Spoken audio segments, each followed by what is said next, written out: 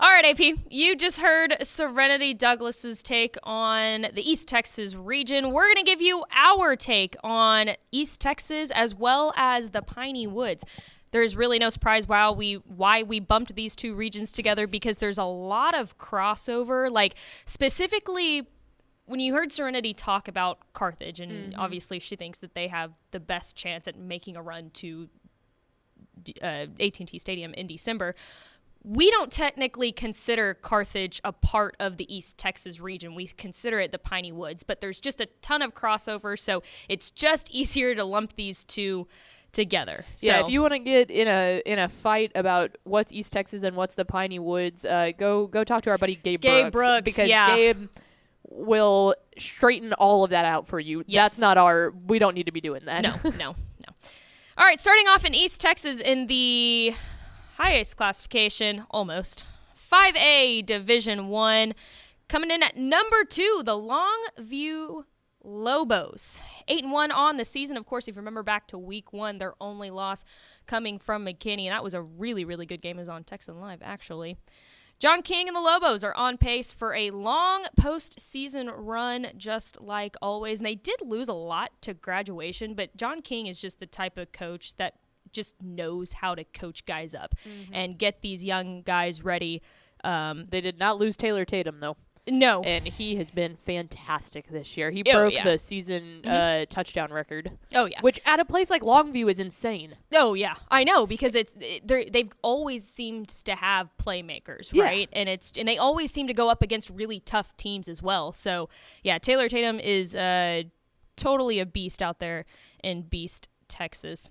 Moving on down to 5A Division 2, number 4, Texarkana, Texas High. Coach Jerry Stanford has his boys rolling with a 9-0 record on the season, and they've been highly productive, I would say, on the offensive side of the ball. Now they take on a Longview Pine Tree team this weekend, and you might be saying, or thinking to yourself, why is she bringing that up? It's because they've got one of the best edge rushers in the entire state in Dylan Evans. I believe that's how you pronounce his name. I'll talk a little bit more about him later, but it'll be a really tough battle there for Texas High, and but they have already secured their district title. Yeah, shout out to Longview Pine Tree, because they're a program that has struggled in the past, and they had a surprisingly pretty good little year this year. Yeah, they did. They're going to make the playoffs. Right. Yeah, absolutely. Moving on down to 4A Division 1, number 4, Kilgore, and number 8, Tyler Chapel Hill. Of course, live on Dave Campbell's Texan Live. Correct. We've already talked about this matchup. We're excited for this matchup. I'm really pumped to see Demetrius Brisbane and Ricky Stewart taking on Zaylen Stoker for Kilgore. I think it's just, like you said, a fantastic matchup. I am so excited that we get to check in live to this game on Dave Campbell's Texas Football tomorrow night, starting at 7:30. Quick plug. So many words that just come out of your mouth when we have to talk about this show. Oh, I know. There's a lot of different words. It's confusing, but seriously, genuinely excited for this one. Yes. And of course, again, for the district title out there in East Texas. Moving on down to 4A Division 2. It's number 3, Pleasant Grove, 9-0 on this season, and they had a big week 1 win against Brock, and I remember this because it was like 10-7, the final score. Very, very low scoring, really not much of a shock because both defenses are fantastic, and Coach Gibson there at the helm has averaged 9 wins and has 2 state titles in 10 years as the head coach there at Pleasant Grove. And I was reading about Pleasant Grove, obviously, before the show, and you threw it back to the beginning of the year when Coach Gibson was like, yeah, man, I think this is probably the toughest team that I've had in my tenure here. And they're crazy. This is obviously, they're 9-0. Like, that. Obviously, he was correct about that. He knew that what he had coming into this year was very special. Yeah, well, and that's been the thing is, like, Pleasant Grove, it's always hard-hitting. It's been good defense and all that stuff. Then you add in, like, a super stout tight end like Lance Jackson. We watched his older brother Landon just light up for Pleasant Grove when they made a couple of those really long runs in the playoffs around 2018, 2019, 2020. But Akari Johnson has been the difference maker for the Hawks this year. I mean, he is truly been not only one of the best players out of East Texas this year, but really statewide. He has put them on notice and is an unbelievable quarterback there for Pleasant Grove. Yes. In 3A Division 1, number 2 Malakoff and number 3 Winsboro, both teams post a 9-0 record, and I feel like Malakoff is just kind of like one of those East Texas powerhouses. You hear about them all the time. They've always seemed to be in the mix when it comes to the playoffs and when it comes to state championship talks, and they've been really impressive because they've graduated so much last year, but again, they really haven't missed a beat. They played Groesbeck this week. Groesbeck is 4-1 in District 8 3A Division 1, so this will obviously be for the title. I believe it could possibly end up being a 3-way. No. Well, gosh. I mean, there are a couple other factors that would have to come into play for that, but I think it's pretty safe to say that Malakoff wins that district title. Yeah, and that's the thing, is that district is not as good as it has been in years past. I don't think Groesbeck is bad at all. No. I think that Malakoff is definitely your favorite heading into that game by a fairly good amount. Yes. But that like Mejia is not what they used to be. Fairfield has looked okay. Tig is not very good this year. Obviously, Eustis and Kemper down that. I feel like the reason we haven't talked about Malakoff more this season is just the fact that we have not seen them tested. Yeah, But right. you look at Winsboro, and I would say that's the opposite side of it. Yes, absolutely. They, again, 9-0 on the season. Coach Finney over there at the helm, and a big reason to that is because of their quarterback, Coach Finney's son. He's been absolutely spectacular this year. He's got a number of weapons around him. If you like high-flying offenses, this is the team to watch. They secured the 5A Division 1 title last week with obviously going undefeated on the season. They got a bye week this week, so very, very fun team to watch there, and I would say poised to make a deep playoff run. Absolutely. Yeah, that the difference with Malakoff and Winsboro is the fact that we have seen Winsboro being tested tested, this year. and that is such a huge thing. Yeah, that whole district is just a lot deeper than what Malakoff's playing in, but from Mineola to Mount Vernon, but really it's Pottsboro. That Pottsboro-Winsboro game, we had it circled on our calendar, and when they went out there and beat Pottsboro the way that they did, I mean, that was like a 55-28 game, I think. Is correct. Just insane. They bodied them. They're very, very big up front, and then Kyler Finney is lighting it up. Yeah. But this Winsboro team they've proven themselves. So anybody in the playoffs is going to be scary. Yes, we'll see. Absolutely. So I'm sure we'll get Malakoff. Grandview again at some point. We always get that. Yeah, that's such a staple matchup there. So that might be the first time that Malakoff is really nervous. tested. Yeah.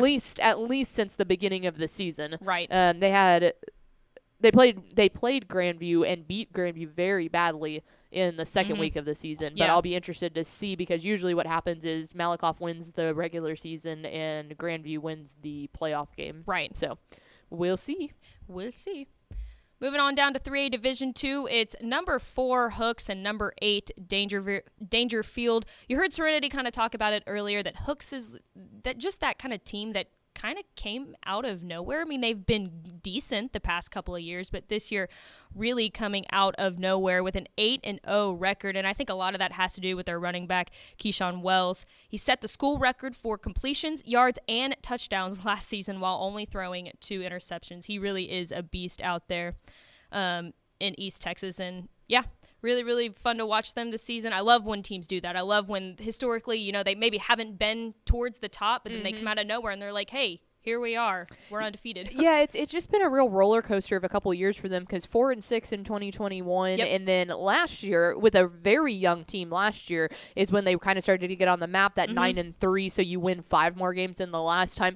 I feel like they didn't completely come out of nowhere, considering that they did well last year, but watching the trajectory and how quickly these athletes have grown up, that's what's been really impressive. But Hooks looks good right now. Yes, they do. And then number 8, Dangerfield, and you might look at their record and say 7-2. How are they ranked number 8 at 7-2? Well, it's because in week 3 they took on Timpson, and then in week 4 they played Center, and they lost both games. but both were in just one score of each other. So they played two of the best teams in the entire state very, very hard and very well. They've got one of the best players in the state, I would say, in Aaron Hampton, who's just been an absolute menace on this field. And they got a really tough matchup this week against Harmony. And Harmony, I believe, is also 7-2, I want to say. But that will definitely decide the District 11 3A Division 2 Yeah, both 5-0 winner. in district. So this is straight up for the title. The district title. Yep, that's for sure. Moving on down to 2A Division 1. It's number 5 Cupper. Do not call it Cooper because it's not Cooper. It's not Cooper. Cupper. Cupper is 8-1 on the season. Only loss coming to Hooks, so not a super bad loss there, which of course is punching up a division, and it was a battle. Back to back to back have put up some really good seasons with only 3 losses in the last 3 years, and they've kind of just rolled through district play, and I think poised for a really deep postseason run. Yeah, they've looked great. This offense has been just all over the place. The defense has held up pretty well, but the win over Honey Grove was a big one. I know that we didn't have we didn't have a whole lot of data point on Honey Grove other than they going into that game had not allowed a single point or a single punt that season. Their slogan coming into it was no points, no punts. No points, no punts. And anyway, we obviously found out that Honey Grove maybe not as strong as we had possibly thought, but Cupper really has looked the part and should end up finishing out the season really strong. Agreed. And to round it all out in the lowest classification in East Texas, maybe, I don't know. Maybe is there 1A Division 2? I don't think so. It's number 10, Gilmer Union Hill, 6-0 on the season. They had a couple of cancellations there earlier in the year, so that's why they have only played 6 games, and they've won all 6 of them. They had an early round exit last season to eventual state runner-up Abbott, but this team that is a team that performs pretty well during the regular season, but they always seem to match up with somebody really tough earlier on in the playoffs. So typically they haven't been able to really get over that second round bump, but hey, maybe this is the year. They are undefeated and they look like they're rolling. So yeah, good win over St. Joe 2 weeks ago. Mm-hmm. That one was really impressive, and that's what bumped them up into the rankings. All right, Pickle, let's move on to the Piney Woods. A couple of ranked teams here. Don't really need to talk about that. It's 4A Division 2, number 1 Carthage. Again, don't really need an introduction for the Bulldogs. Scott Surratt and the Bulldogs have just been an absolute powerhouse out there in Beast, Texas, and finished the regular season once again going undefeated. They've got a bye week this week. And, dude, Scott Surratt is just a freaking wizard. We don't need to spend too much time on him. I think everybody knows that. But, I mean, 9 state titles in 10 appearances in his tenure there at Carthage. He's posted a 206-29 overall record. I mean, he's going to go down as one of the best coaches in Texas high school football history, one of the best play callers, I mean, I think that we've seen in a very long time. He's just a freaking wizard. And my bad on the graphic, that should say 4AD2. It says 4AD1.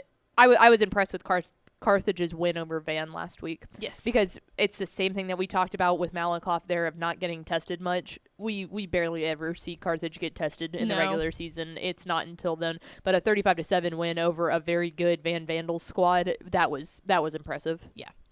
A really stacked 2A Division 1 classification. This is insane. This is actually insane. I mean, that's like a third of the rankings in 2A Division 1. Starting off, of course, with number 1 Timpson, another team that, of course, is not really slowing down. And you probably, when you think of Timpson, you think of one thing and one thing only, and that's Terry Bussey, the absolute superstar that Timpson has to offer. He's just been absolutely phenomenal. His past couple seasons there. I'll talk more about him later, but really, I really think that, like, if this year is not the year for Timpson, I don't know when they're going to get another chance, because Terry Bussey is a senior. They were so close last year. They lost in the state semis, I believe, when they dropped to Refugio on the last walk-off field goal, I believe it was. Maybe there was a couple seconds left in that game, but I believe that, like, it was a touchdown. I thought it was a field goal because they went up because it was 24-21. Was it a field goal? regardless, it was like last minute. All I couple can seconds remember left on is the clock. Chase's call on the touchdown that might have led to the tie. I guess maybe then there was a field goal afterwards. All I remember is Chase's call, which was unbelievable. The call on the long touchdown pass for Refugio to take the lead. Yeah, but I mean, I just feel like I think their defense has looked much better than it did last year. I just really think that if this is not the year for Timpson, then I don't know.